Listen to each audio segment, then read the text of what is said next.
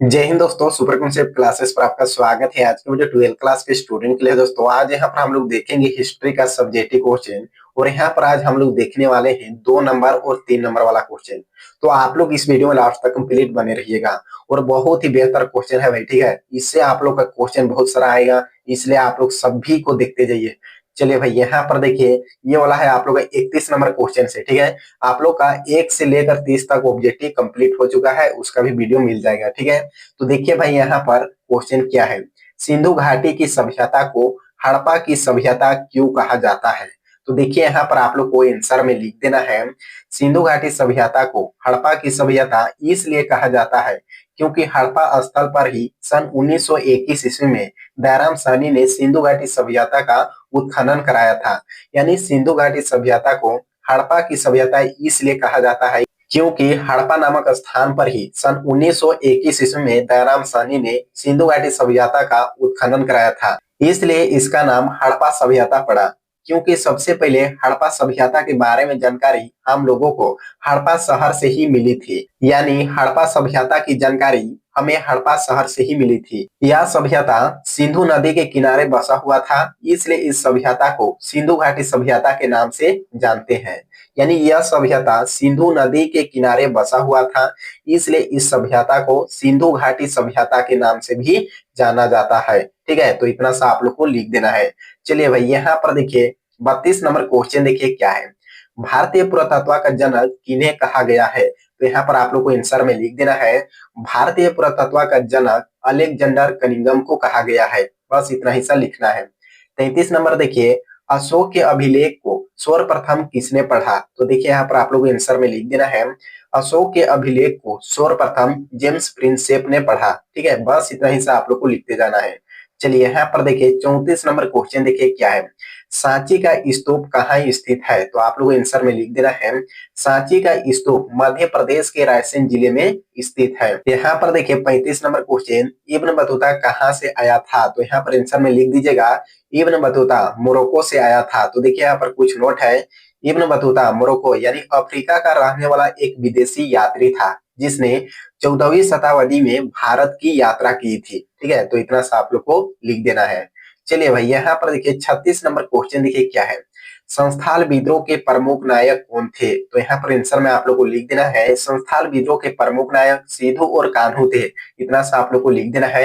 यहाँ पर देखिए 37 नंबर क्वेश्चन देखिए, असहयोग आंदोलन का प्रारंभ महात्मा गांधी के द्वारा 1 अगस्त 1920 को शुरू किया गया। तो इतना सा आप लोग को लिख देना है। चलिए भाई, यहाँ पर देखिए 38 नंबर क्वेश्चन देखिए क्या है। नालंदा विश्वविद्यालय की स्थापना किसने किया। तो यहाँ पर आप लोग को आंसर में लिख देना है, नालंदा विश्वविद्यालय की स्थापना गुप्त शासक कुमार गुप्त ने किया, ठीक है। बस इतना हिस्सा आप लोग को लिख देना है। चलिए, यहाँ से देखिए, यहाँ से आप लोग का है 3 नंबर वाला क्वेश्चन है, ठीक है। तो देखिए भाई, यहाँ पर 39 नंबर क्वेश्चन देखिए क्या है। हड़प्पा सभ्यता के धार्मिक जीवन का वर्णन करें। तो देखिए, यहाँ पर आप लोग का पहला पॉइंट क्या है, हड़प्पाई लोगों के धार्मिक रीति रिवाजों का अनुमान उनकी कुछ मूर्ति बर्तनों और ताम्रपत्र के चित्र से मिलता है। मातृ देवी की अनेक मूर्तियां मिली है, जिनसे पता चलता है कि मातृ देवी ही उनकी पूज्य देवी थी। यानी हड़प्पा की खुदाई के समय बहुत सारा मूर्ति मिला है, ठीक है, जिसे पता चलता है कि मातृ देवी ही उनकी पूज्य देवी थी। एक मूर्ति ऐसे भी मिली है जो कि बिल्कुल नंगन है तथा हाथ में कटार तथा गले में मुंडों की माला है। हड़प्पा सभ्यता की खुदाई के समय एक ऐसा मूर्ति मिला है जो कि बिल्कुल नंगन है, यानी कपड़ा पहना हुआ नहीं है, और हाथ में कटार तथा गले में मूड़ों की माला है, यानी मुंडों की माला है। इससे पता चलता है कि देवी देवताओं को प्रसन्न करने के लिए नरबलि भी देते थे। यहाँ पर हड़प्पा सभ्यता के लोग देवी देवता को खुश करने के लिए, प्रसन्न करने के लिए नरबलि भी देते थे। तो इतना सा आप लोग को लिख देना है। चलिए भाई, यहाँ पर देखिए दूसरा पॉइंट में लिख दीजिएगा, यह नहीं कहा जा सकता है कि मातृ देवी के लिए मंदिर भी बनवाए जाते थे अथवा नहीं। मोहनजोदड़ो से इनके एक देवता की मूर्ति मिली है जो कि आजकल के शिव देवता से मिलती जुलती है। संभवतः ये लोग वृक्ष तथा पशुओं, सांड आदि तथा सांप और पत्थरों की भी पूजा करते थे। यानी मोहनजोदड़ो में एक ऐसा मूर्ति मिला है जो कि आजकल के शिव देवता से मिलती जुलती है। यथा यहाँ के लोग वृक्ष तथा पशु, सांप, पत्थर आदि का पूजा भी करते हैं। जो वर्तमान में होता है भाई, ठीक है, ये सब वर्तमान में भी पूजा धाजा होता है। ये पहले के लोग भी ऐसा करते थे, ठीक है। तो इतना सा आप लोग को लिख देना है। चलिए यहाँ पर देखिए तीसरा पॉइंट में लिख दीजिएगा, यह धर्म आजकल के हिंदू धर्म का मूल रूप था। बड़ी संख्या में ताबीज प्राप्त हुई है जिनसे ज्ञात होता है कि वे संभवतः भूत प्रेत में विश्वास रखते थे तथा इनसे डरते थे, इसलिए वे रक्षात्मक ताबीज रखते थे। यानी यहाँ पर खुदाई के समय बड़ी संख्या में ताबीज प्राप्त हुई है। साथ ही यहाँ के लोग भूत प्रेत में विश्वास रखते थे यानी डरते थे, इसलिए अपने सुरक्षा के लिए ताबीज भी पहनते थे, ठीक है। इतना सा आप लोग को लिख देना है। चलिए भाई यहाँ पर देखिए 40 नंबर क्वेश्चन देखिए क्या है, अभिलेख से आप क्या समझते हैं, इनका क्या महत्व है। तो देखिए यहाँ पर आप लोग को आंसर में लिख देना है, अभिलेख उन्हें कहते हैं जो पत्थर, धातु या मिट्टी के बर्तन जैसी कठोर सतह पर खुदे होते हैं।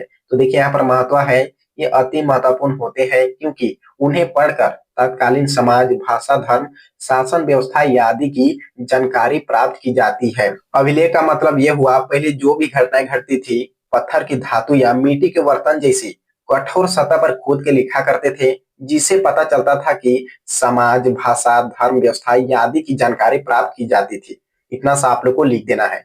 चलिए भाई यहाँ पर देखिए 41 नंबर क्वेश्चन देखिए क्या है, तीर पिटक से आप क्या समझते हैं। तो देखिए यहाँ पर आप लोग के आंसर में लिख देना है, तीर पिटक का शाब्दिक अर्थ है तीन टुकड़ियां। बुद्ध की मृत्यु के बाद उनके अनुयायियों ने उनकी शिक्षाओं का संकलन तीन पिटकों में बांट दिया था, जैसे कि सूत पिटक, विनय पिटक एवं अभिधम पिटक में किया। इन्हें ही संयुक्त रूप से तीर पिटक कहा जाता है। यानी तीर पिटक का शाब्दिक अर्थ होता है तीन टुकड़ियां। यानी बुद्ध के मृत्यु के बाद उनके अनुयायियों ने उनकी शिक्षाओं का संकलन तीन पिटकों में बांट दिया था, सूत पिटक, विनय पिटक और अभिधम पिटक में, ठीक है। उसी को ही यहाँ पर बोला जाता है त्रिपिटक, ठीक है। तो इतना सा आप लोग को याद रखना है। चलिए भाई यहाँ पर देखिए मैं कुछ नोट कर दिया हूँ। सूत पिटक में बौद्ध धर्म के सिद्धांत दिए गए हैं, ठीक है। तो यहाँ पर देखिए और है, विनय पिटक में बौद्ध धर्म के आचार विचार एवं नियम मिलते हैं। अभिधम पिटक में बुद्ध के दर्शन मिलते हैं, ठीक है। बस इतना सा आप लोग को लिख देना है। चलिए यहाँ पर देखिए 42 नंबर क्वेश्चन देखिए क्या है, अल बिरूनी पर एक संक्षिप्त टिप्पणी लिखिए। तो देखिए भाई यहाँ पर आप लोग को आंसर में लिख देना है, अल बिरूनी का जन्म आधुनिक उज्बेकिस्तान स्थित खवारिजम में सन 973 ईस्वी में हुआ था। अल बिरूनी ने अच्छी शिक्षा प्राप्त की और कई भाषा, सीरियाई, फारसी, हिब्रू तथा संस्कृत का ज्ञाता था। सन 1017 ईस्वी में सुल्तान महमूद ने ख्वारिज्म पर आक्रमण किया और लूट के माल के साथ अल बिरूनी को भी गजनी ले गया। अपनी योग्यता एवं विद्वान के बल पर ही सुल्तान का चेहरा बन गया, यानी एक हीरो बन गया। महमूद के भारत आक्रमण के अवसर पर अल बिरूनी भारत आया और देश के विभिन्न भागों में ठहरा। भारत यात्रा का उसका उद्देश्य भारतीय दर्शन, ज्योति एवं धर्म का ज्ञान प्राप्त करना था। तो इतना सा आप लोग को लिख देना है। चलिए भाई यहाँ पर देखिए 43 नंबर क्वेश्चन देखिए क्या है, सगुण भक्ति और निर्गुण भक्ति परंपरा क्या है। तो देखिए यहाँ पर आप लोग को आंसर में लिख देना है, सगुण भक्ति, सगुण भक्ति में शिव, विष्णु तथा अनेक अवतार एवं देवियों की आराधना की जाती है एवं इनकी मूर्त के रूप में पूजा की जाती है। यानी सगुण भक्ति परंपरा में अनेक देवी देवता एवं मूर्ति के रूप में पूजा की जाती है। जबकि यहाँ पर देखिए निर्गुण भक्ति परंपरा में अमूर्त निराकर ईश्वर की उपासना की जाती थी। यानी निर्गुण भक्ति परंपरा में अमूर्त निराकर ईश्वर की पूजा की जाती थी, यानी मूर्ति के रूप में यहाँ पर पूजा नहीं किया जाता था, ठीक है। तो इतना सा आप लोग को लिख देना है। चलिए भाई यहाँ पर देखिए 44 नंबर क्वेश्चन देखिए क्या है, गोपुरम से आप क्या समझते हैं। तो देखिए यहाँ पर आप लोग आंसर में लिख देना है, दक्षिण भारत में मंदिर के प्रवेश द्वार को गोपुरम कहा गया है।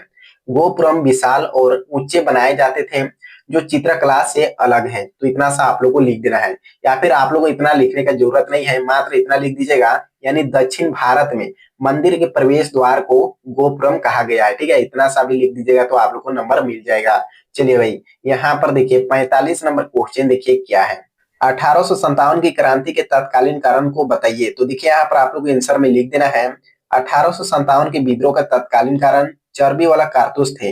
इन्हें प्रयोग करने से पहले दांतों से छीलना पड़ता था। अफवाह यह थी कि इन पर गाय तथा सुअर की चर्बी लगी है। यह कार्य हिंदू और मुसलमान दोनों के लिए आपत्तिजनक था। सैनिकों ने इन कारतूस का प्रयोग करने से साफ मना कर दिया और विद्रोह पर उतर आए। देखिए 1857 की जो क्रांति हुई थी वो चर्बी वाला कारतूस को लेकर हुआ था। यानी सैनिकों के लिए जो बंदूक यानी राइफल भेजा जाता था उसमें सुअर एवं गाय की चर्बी को लेप करके भेजा जाता था और दांत से छीलने के लिए बोला जाता था। तो उसी को लेकर यह युद्ध ये क्रांति शुरू हुआ था। ठीक है, यानी यहाँ पर सैनिकों ने यानी इन कारतूस का प्रयोग करने से साफ मना कर दिया। उसी दिन से विद्रोह पर उतर आए। ठीक है, उसी दिन विद्रोह शुरू हो गया था। ये विद्रोह हुआ था 10 मई को हुआ था। ठीक है, 10 मई 1857 ईस्वी को मेरठ से हुआ था। ठीक है, इसको भी आप लोग याद रखिएगा भाई। चलिए यहाँ पर देखिए 46 नंबर क्वेश्चन देखिए क्या है। बासरा और बेसरा से आप क्या समझते हैं? तो देखिए यहाँ पर आप लोग आंसर में लिख देना है। सूफी सिलसिले मुख्य रूप से दो वर्गों में बांटे हुए हैं। तो यहाँ पर देखिए बासरा वैसे सूफी संत जो इस्लाम के नियम के अनुसार अपना आचरण करते हैं। यानी यहाँ पर ये लोग यानी गरीबी जीवन जीना पसंद नहीं करते थे। ठीक है, तो यहाँ पर आप लोग का इतना सा लिख दीजिएगा। चलिए यहाँ पर देखिए बेसरा का मतलब क्या होगा। देखिए यहाँ पर वैसे सूफी संत जो इस्लाम के नियम के बंधन में बंधे हुए आचरण नहीं करते हैं, ये अधिकतर घुमंकड़ सूफी संत होते हैं। यानी यहाँ पर ये लोग यानी गरीबी जीवन जीना पसंद करते थे, फकीरी जीवन जीना पसंद करते थे। ठीक है, देखिए यहाँ पर मैं और एक लिख दिया हूँ। ठीक है, या फिर आप लोग ऊपर वाला को याद करिए या फिर नीचे वाला को। ठीक है, कोई दिक्कत नहीं है, लेकिन सबसे शॉर्ट में ऊपर वाला ही ठीक है। ठीक है, तो यहाँ पर आप लोग इसको पढ़िएगा ना तो पूरा समझ जाएंगे। ठीक है, देखिए यहाँ पर बात सरिया। ठीक है, ये गरीबी जीवन व्यतीत करने में विश्वास नहीं रखते थे। ठीक है, यानी बासरा लोग यहाँ पर गरीबी जीवन जीना पसंद नहीं करते थे। जबकि यहाँ पर देखिए बेसरिया, ठीक है, ये लोग मतलब फकीरी जिंदगी जीना पसंद करते थे। ठीक है, तो इतना सा आप लोग लिख दीजिएगा। ठीक है, तो ये वीडियो को ज्यादा से ज्यादा अपने दोस्तों के पास शेयर करिए और चैनल पर आए तो चैनल को भी सब्सक्राइब कर लीजिए। तो अगले वीडियो मिलते हैं। जय हिंद, जय भारत।